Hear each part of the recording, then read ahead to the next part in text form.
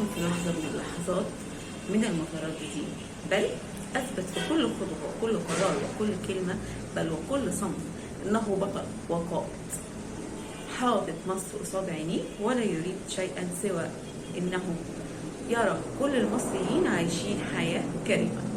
عن الرئيس جمهورية مصر العربية عبد الفتاح السيسي، أنا داليا فؤاد، سكرتير عن الحركة الوطنية من جريدة اللواء بقيادة الجنرال أحمد طه.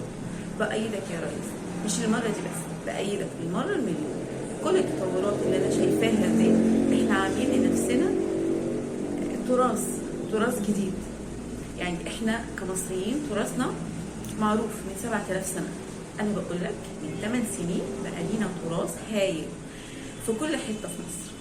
أنا هنا من اسكندرية وبقول لك اسكندرية بقت جميلة جدا يا ريس.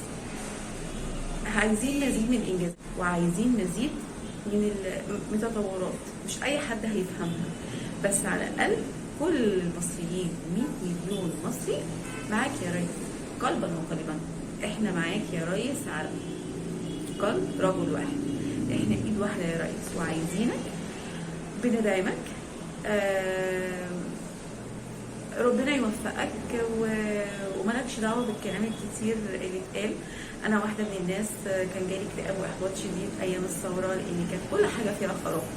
دلوقتي طبعا لا، دلوقتي مصر او بقت اسكندريه دلوقتي قطعه من اوروبا بجد.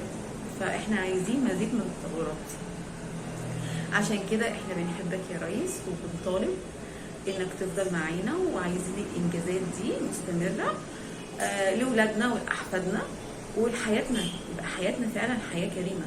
كل اللي عملته شكرا يا ريس.